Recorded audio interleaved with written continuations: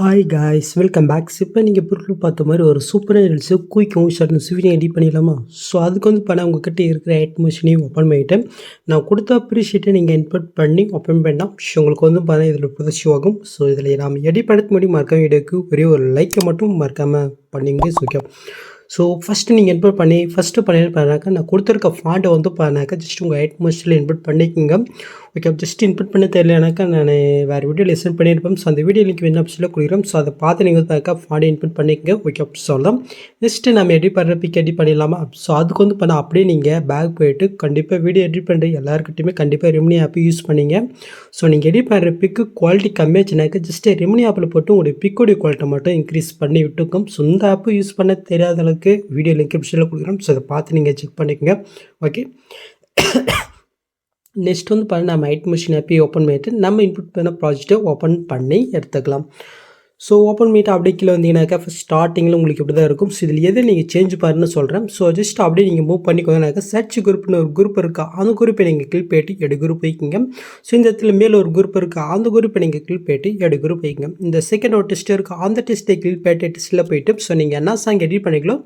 So அந்த சாங்கை வந்து பழைய இந்த இடத்துல நீங்கள் டைப் பண்ணிங்க. ஓகே, ஜஸ்ட் நீங்கள் டைப் பண்ணிட்டு மேலே டேக்கனே கொடுத்துட்டு அப்படியே நீங்கள் பேக் வந்தீங்கன்னாக்கா ஜஸ்ட் இது வந்து பண்ணாக்கா லைட்டாக எரர் இருக்கும். ஸோ இதை ஃபிக்ஸ் பண்ணிடலாமா? ஸோ அதுக்கு நெக்ஸ்ட் மார் போயிட்டு அந்த குரூப்பை நீங்கள் செலக்ட் பண்ணிட்டு ஜஸ்ட் இந்த ஆப்ஷன் பண்ணாக்கா எரர் வந்து பண்ணாக்கா ஃபிக்ஸ் ஆயிரும். ஓகே, ஸோ அவ்வளோதான். ஸோ நெக்ஸ்ட் அப்படியே நீங்கள் மூவ் பண்ணாக்க ஸோ இதுக்கப்புறம் தான் நான் மெயினாக எடிட் பண்ண போகிறோங்க. ஃபஸ்ட் நம்ம எடிட் பண்ணுற பேக்ரவுண்ட் பிக் எடிட் பண்ணிடலாமா? ஸோ அதுக்கு நீங்கள் ஃபஸ்ட் ஸ்டார்டிங் வந்துட்டு கீழே பிசும் கொடுத்து மீடியோ கொடுத்து நீங்கள் எடிட் பண்ணி அந்த பிக்கை நீங்கள் செலக்ட் பண்ணிக்கும். ஜஸ்ட் மேலே காலில் திருப்பட்டின இருக்குது அது நீங்கள் செலக்ட் பண்ணிட்டு ஃபுல் கம்பல்சரி பாருங்கள், அதையும் கிளிக் பண்ணிக்கோங்க.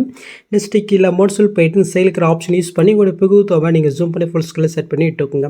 நெக்ஸ்ட் அந்த பிக்கு வந்து பார்த்தா அப்படியே நீங்கள் லாங் ப்ரெஸ் பண்ணி கரெக்டாக அந்த க்ரீன் கலர்லேக்கு கீழே வர மாதிரி நீங்கள் ஆட் பண்ணி விட்டுக்குங்க.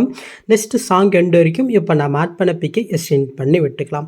ஓகே, நெக்ஸ்ட்டு இப்போ நம்ம பேக்ரவுண்டு பிக்கு ஒரு சின்ன எஃபெக்ட் ஆட் பண்ணிடலாமா? ஸோ அதுக்கு அந்த ஜஸ்ட் அந்த பேக்ரவுண்டு பிக்கை நீங்கள் செலக்ட் பண்ணிட்டு எஃபெக்ட்குள்ளே போயிட்டு ஆட் எஃபெக்ட்டில் ப்ரெல் இருக்குது அது நீங்கள் செலக்ட் பண்ணிட்டு இதில் கிளாஷிங் போல் ஒரு எஃபெக்ட் பாருங்கள் அது நீங்கள் செலக்ட் பண்ணிட்டு ஸ்டாண்டர்ட் செட்டிங் கொடுத்துக்கோங்க. ஜஸ்ட்டு ஸ்ட்ரென்த்தை வந்து பாருங்கள் 0.360க்கு சேஞ்ச் பண்ணி விட்டுக்குங்க.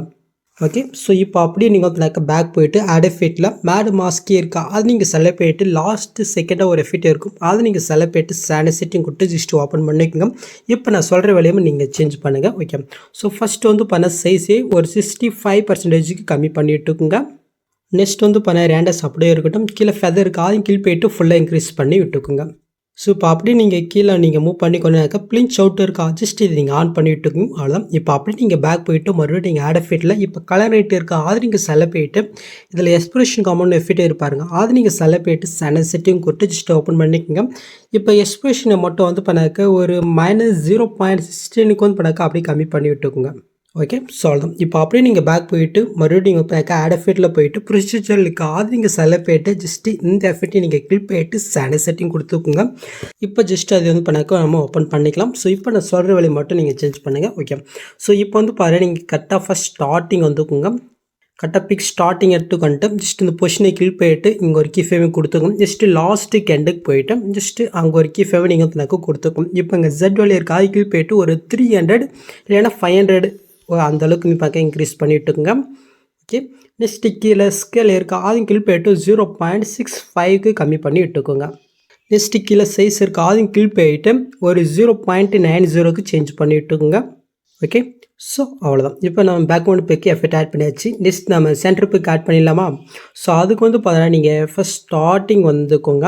ஸோ இந்த இடத்துல கீழே ஒரு க்ரீன் கலர் இருக்கா ஜஸ்ட் அதில் கிளிக் பண்ணிட்டு இந்த கலர்ஃபுன்ற கொடுத்து கிளிக் பண்ணிட்டு ஜஸ்ட் இந்த இமேஜ் வந்து பண்ண நம்ம இதில் கொடுத்துருக்கேன் நீங்கள் மறக்காமல் ஷோ டவுன் பண்ணிக்கோங்க. ஜஸ்ட்டு இந்த பிக்கை நீங்கள் செலக்ட் பண்ணிட்டு மேலே இந்த ஆப்ஷன் கிளிக் பண்ணாக்க ஜஸ்ட்டு இது வந்து பண்ணாக்க இதில் ஆட் ஆயிரும். அவ்வளோதான்.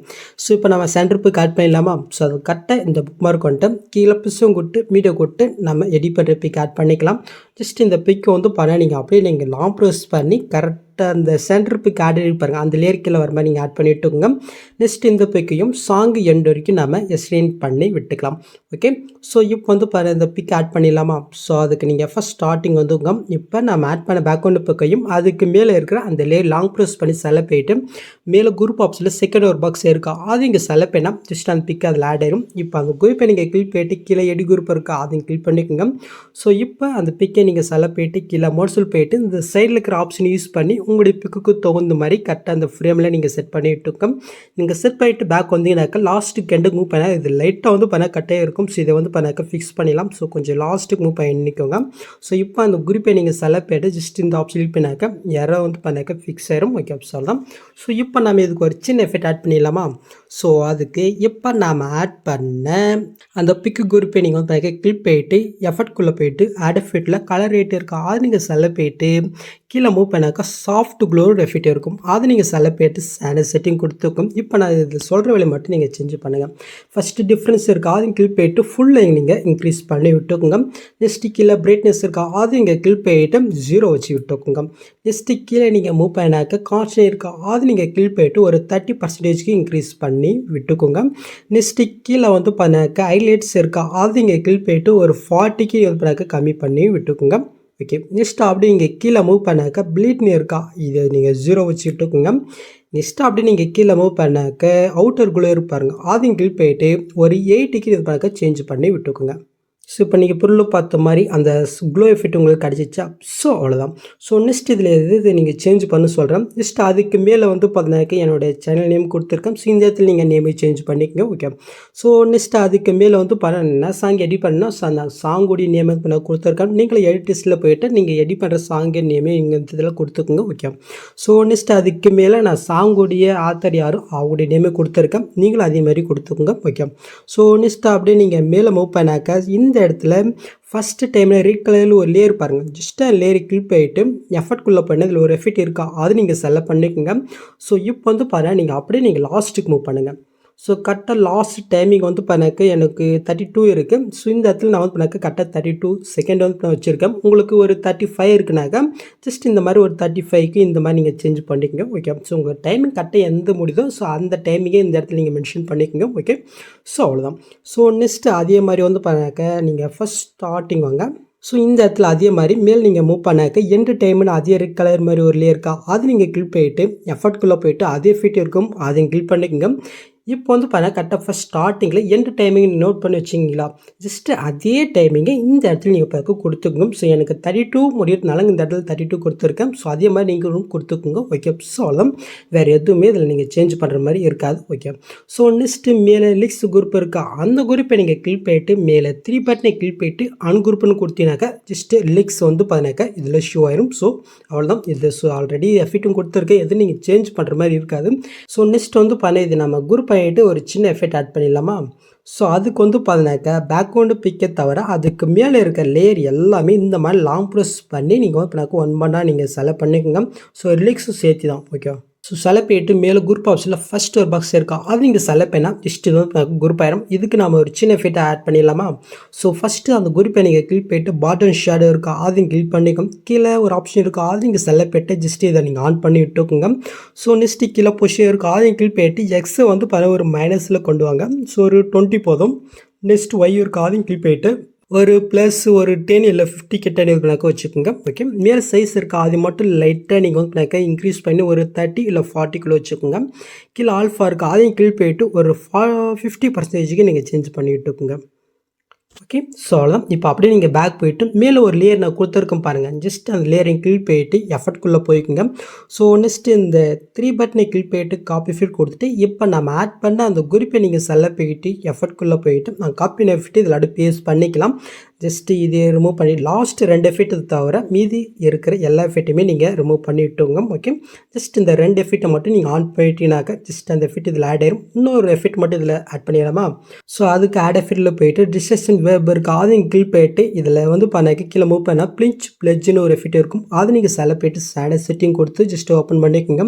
ஸோ அப்படி நீங்கள் கீழே மூவ் பண்ணாக்க இந்த இடத்துல ரேண்டஸ் இருக்கா இதை வந்து பார்த்தா நீங்கள் ஃபுல்லாக நீங்கள் இன்க்ரீஸ் பண்ணி விட்டுங்க. மேலே ஸ்ட்ரென்த் இருக்கா அதையும் கிளிக் போயிட்டு கரெக்டாக வந்து பார்த்தீங்கன்னாக்கா ஒரு 0.00க்கு நீங்கள் வந்து வச்சுக்கோங்க. ஓகே ஸோ இப்போ ஸ்ட்ரென்த்லேயே இருக்கட்டும். இப்போ நீங்கள் ஃபஸ்ட் ஸ்டார்டிங் வந்துட்டு அங்கே ஒரு கீ ஃப்ரேம் கொடுத்துங்க. ஜஸ்ட்டு கொஞ்சமாக தள்ளி வந்து பார்த்தா அங்கே ஒரு கீ ஃப்ரேம் நீங்கள் கொடுத்துக்கோங்க.